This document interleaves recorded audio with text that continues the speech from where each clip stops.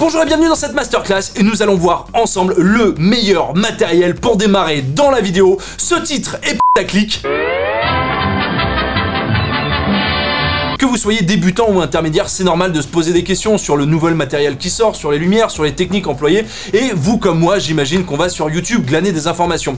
Et parfois, on peut se retrouver confronté à des vidéos qui comparent des pixels, qui comparent des tailles de boutons qui sont placés plus ou moins en haut ou à droite de l'appareil. Et on se demande si ces gens ont bien compris nos besoins dans les interviews, nos besoins dans les clips. Et s'il n'y a pas un écart qui est en train de se creuser entre les youtubeurs et les utilisateurs. En tout cas, moi, c'est ma vision des choses et c'est ce que j'ai envie de faire aujourd'hui avec vous. Bien évidemment, je vais pas parler de tout le matériel, je vais vous parler du matériel qui est présent en location chez SOS Ciné et vous voyez bien l'intérêt que j'ai à faire ça. En revanche, vous pouvez me faire confiance sur la transparence de mon discours. Vous connaissez ma langue qui n'est pas de bois et vous avez pu voir mes coups de gueule dans les précédentes vidéos que je vous mets là, enfin, je sais plus trop où ça se met sur YouTube, je crois que c'est en haut à droite, en haut à gauche, enfin quelque part par là dans l'écran. Cette vidéo sera divisée en 3 parties. Aujourd'hui, on va voir les débutants. Alors, qu'est-ce que c'est un débutant? Qu'est-ce qu'on considère comme un débutant? Un débutant, pour nous, c'est quelqu'un qui se pose des questions sur la caméra, l'optique à utiliser, qui a quelques tournages dans les pattes, qui est souvent seul et qui désire faire ses premières armes dans l'audiovisuel à des fins professionnelles. Bien sûr, vous avez toujours la possibilité de nous joindre sur nos différents réseaux sociaux, que ce soit Instagram, au téléphone ou sur notre site où on a mis en place un chatbot. D'ailleurs, c'est pas un bot, parce que c'est des êtres humains qui vous répondent. Malheureusement, on est confronté à un problème, c'est-à-dire que souvent, vous arrivez avec des questions auxquelles on n'a pas les réponses. Et pourquoi on n'a pas ces réponses? Eh bah tout simplement parce que vous n'avez pas le matériel entre les mains. Et du coup, nous, on peut pas vous l'envoyer, parce que Star Trek a pas encore inventé la machine à envoyer le matériel par transdimensionnement. Du coup, on est coincé, du coup, on sait pas comment faire, du coup, on a fait cette vidéo. Quel est le matériel adapté à vos besoins? Eh bien, pour cibler vos besoins, il est important de cibler vos connaissances. Ouais, parce que l'un va pas sans l'autre. Lorsque vous nous envoyez sur le chat un lien YouTube d'une vidéo nous demandant quel matériel il me faut pour en arriver à ce résultat, on a envie de vous répondre, gars, est-ce que tu maîtrises Flame, DaVinci Resolve, After Effects, Blender? Non, c'est bien là, je pense qu'on est bien là. Je pense que déjà si t'as les bases de ça, t'es bon là. Limite avec Blender, t'as même plus besoin de caméra. Mais bon, ça ce sera le sujet d'une autre vidéo. Vous le voyez et vous l'avez compris, ce sujet me touche particulièrement. Alors, sans transition, on rentre dans le dur.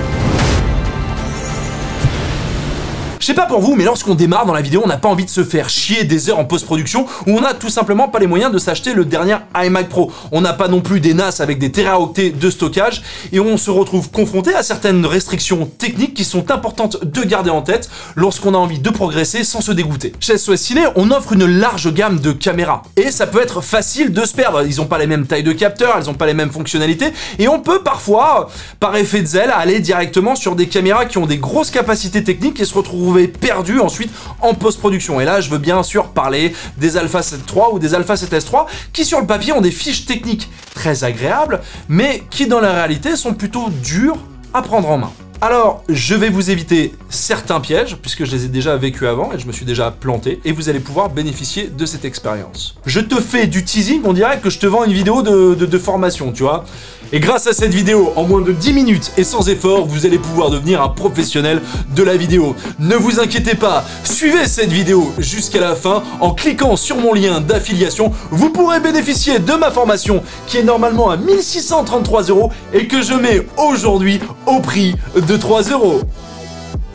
Ne cherchez pas à avoir le meilleur, cherchez la simplicité, cherchez quelque chose qui répondra rapidement à la possibilité d'avoir une image de qualité. Pour ça, dans notre gamme, je vous conseille le Nikon Z6. Pourquoi? Parce que le Nikon Z6, c'est un appareil qui est simple à prendre en main, c'est un appareil qui a un bon autofocus sur lequel vous pouvez compter. C'est certes pas le meilleur, mais il est suffisamment bon pour pas vous retrouver emmerdé dans la majorité des situations. Quand je dis majorité des situations, ça veut dire interview, reportage, clip. Avec le Z6, what you shoot is what you get. Pas besoin de se prendre la tête en post-production sur la colorimétrie. Vous avez une image flatteuse avec des couleurs vives, des teintes de chair qui sont respectées. Tout ça dans un enregistrement codec léger qui vous permet un montage fluide sur des machines qui ne sont pas spécialement récentes. Vous pouvez très simplement monter les images du Z6 et ce même en 4K sur des MacBook Air ou des MacBook qui ne sont pas pro. Et même des PC, parce que je dis MacBook, mais tout de suite là je les vois les commentaires. Oh mec, on monte aussi sur PC, espèce de fan Apple Boy. Oui, je sais, je suis condescendant. Le Nikon Z6 répond à la plupart des besoins. Son grand capteur permet de tourner des images de qualité et cela même dans des conditions de faible luminosité. Je pense notamment à des captations de théâtre qui sont parfois un petit peu sombres dans des petits théâtres parisiens, voilà, où il n'y a pas de gros éclairage. Son autofocus permet de garder le sujet au point, et là je pense notamment aux interviews ou aux clips, et vous avez aussi la possibilité de faire du ralenti à 100 images par seconde en 1080. C'est très utile lorsque vous tournez des packshots avec des sliders ou que vous tournez des clips avec des gimbals et que vous avez besoin de faire du ralenti. Le Z6 a une limitation majeure, le fait qu'il coupe les fichiers au bout de 30 minutes. Cette limitation, c'est la conséquence d'une taxe qui a été appliquée sur les caméras vidéo, puisqu'avant, les caméras vidéo qui filmaient au-delà de 30 minutes étaient plus taxées que les appareils photo. Et cette limitation concerne un grand nombre des caméras antérieures à 2020. Et c'est pour ça que je vais aussi vous parler du Lumix S1. Le Lumix S1, c'est un boîtier qui est plus véloce, plus gros, et qui va vous permettre d'aller un tout petit peu plus loin que le Z6. Il a une colorimétrie flatteuse. C'est notamment l'appareil que l'on utilise sur certains de nos making-of. Il a une batterie d'une très grosse autonomie qui va vous permettre de tenir très longtemps. Et il n'a pas de limitation d'enregistrement. Il va aller aussi plus loin en 4K avec la possibilité de filmer à 50 images par seconde et jusqu'à 180 images par seconde en Full HD. Donc si vous avez besoin de faire des ralentis, c'est le S1 qu'il vous faut. A contrario, son autofocus n'est pas à la hauteur du Z6 et c'est à vous de choisir entre un bon autofocus ou la possibilité d'enregistrement sans limite et un meilleur ralenti. Bien sûr, il existe d'autres boîtiers dans notre gamme. Et si vous désirez aller plus loin et que votre budget n'est pas limitant, je vous conseille le Canon R6. Beaucoup d'encre a coulé sur le R5. Hein, je vois déjà les tabloïds. Un appareil qui surchauffe, il sert à cuire des œufs. On se souvient des blagues qu'on a vues sur Instagram et autres qui nous ont fait bien rire concernant les problèmes de surchauffe du R5. Ces problèmes de surchauffe du R5. Ça concerne le R5. en mode 8K.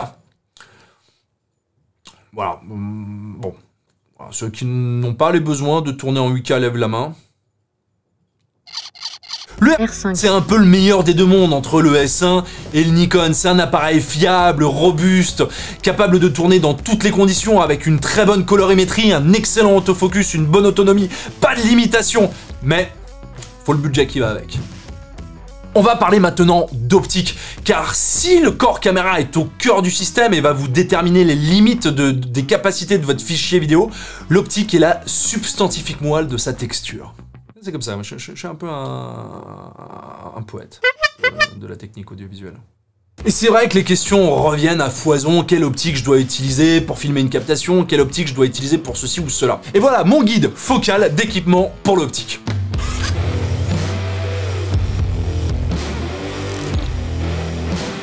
Si vous êtes dans des situations d'interview, je vous conseille d'utiliser un 35 ou un 50 mm. Pourquoi?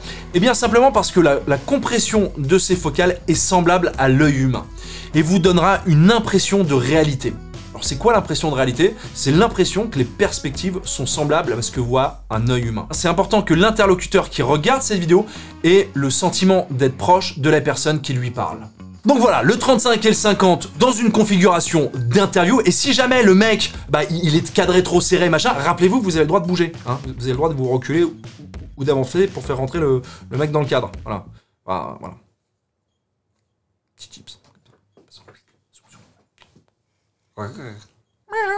Lorsque vous êtes en config clip ou reportage, vous êtes de plus en plus nombreux à utiliser des gimbals. Si vous ne savez pas ce que c'est qu'un gimbal, eh bien c'est simplement un appareil permettant de stabiliser la caméra électroniquement. C'est-à-dire qu'on va mettre ce boîtier sur cette machine que l'on va tenir et ça va permettre de compenser les mouvements que vous allez faire avec. Si vous n'en vous en êtes jamais servi, sachez que chez SOS Ciné, on est très heureux de vous accompagner dans l'apprentissage de l'utilisation d'un gimbal. C'est un leitmotiv chez SOS Ciné que de vous accompagner dans votre professionnalisation. Et c'est notre mission première que de vous accompagner dans l'apprentissage de ce type d'appareil lors de votre parcours professionnel et d'une location chez nous. La moula, la moula, moula, la musique de la moula, la musique de la moula. Donc pour les clips ou les reportages, je vous conseille du grand angle, genre type 24 mm, c'est pas mal, 18, 24 jusqu'au 35. Pourquoi? La plupart des caméras permettent de filmer en 4K. Et donc avec ce grand angle, vous allez pouvoir cropper comme vous le souhaitez, votre image pour faire rentrer votre sujet. Le crop, c'est extrêmement simple à faire en post-production. On vous met un petit tutoriel pour vous apprendre à cropper dans votre logiciel de montage. Tutoriel. Pour des raisons de budget, la scène suivante sera entièrement bruitée à la bouche. Les tutoriels de Sois Ciné.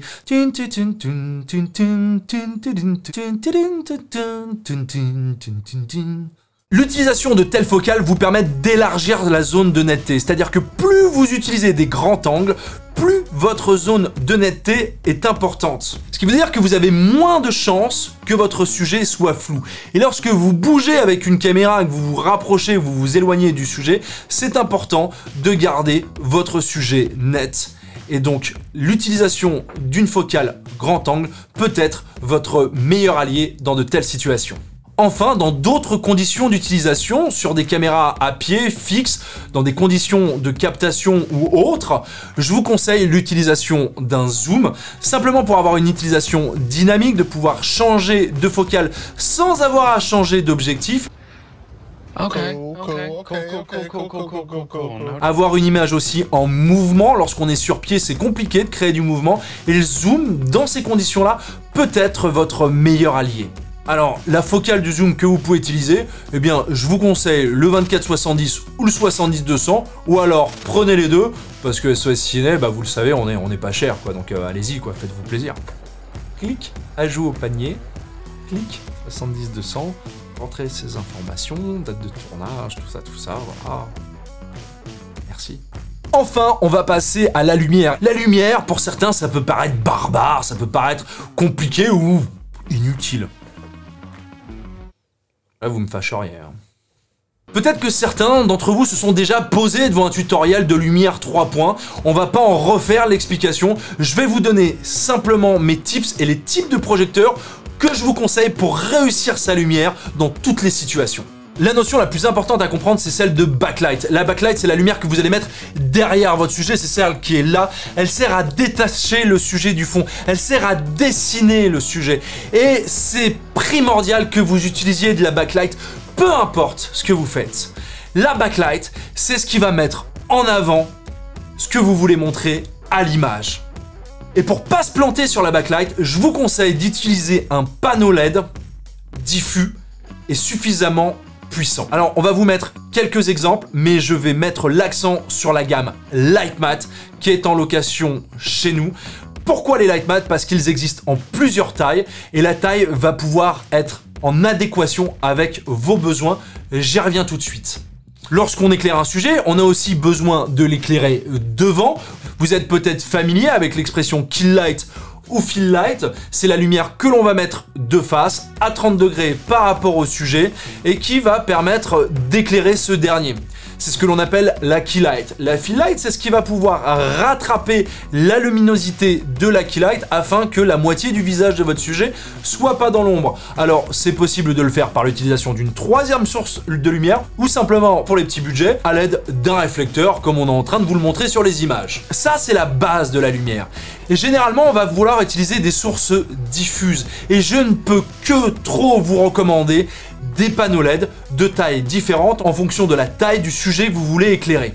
Plus votre panneau LED sera important, plus la source lumineuse sera homogène sur une grande surface. Vous comprenez l'intérêt d'avoir une source homogène, c'est de ne pas avoir de points chauds dans la lumière. Et je vous mets en garde avec l'utilisation des cobs.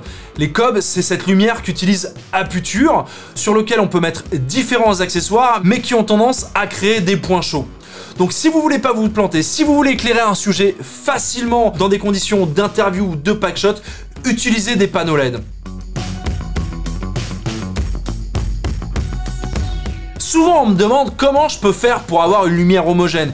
Eh bien je vais utiliser des grands panneaux qui seront portés par un opérateur sur batterie et qui va s'éloigner et se rapprocher au même titre que la caméra du sujet. Je vous glisse une dernière notion qui est importante à saisir lorsque vous êtes débutant et qui va vous servir tout au long de votre progression, c'est la notion du carré inverse de la lumière. Et je ne vais pas vous faire d'explications mathématiques, je vais vous expliquer quelque chose simplement.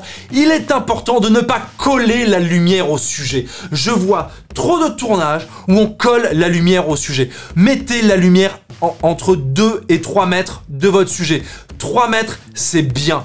Pourquoi? Parce que vous allez avoir une lumière homogène avec un spectre large qui ne donnera pas l'impression à votre spectateur que vous avez collé un spot sur votre sujet. Vous voyez des images actuellement de démonstration où on vous en fait la preuve. Éloigner votre lumière du sujet vous donne une impression d'un éclairage plus naturel. C'était tout pour cette première partie de vidéo. Dans une deuxième partie de vidéo, on rentrera sur des boîtiers plus techniques, sur des focales plus complexes à utiliser avec l'ajout de follow focus, et on parlera aussi de la possibilité d'ajouter de la colorimétrie grâce à la lumière. Si vous souhaitez soutenir notre contenu, n'hésitez pas à vous abonner, laissez un commentaire pour vous dire si ça vous a plu, si ça vous a plu ou pas plu, un pouce en rouge, comme ça, des pouces dans tous les sens, mais restez gentils parce que quand vous êtes méchant, bah, ça me fait de la peine.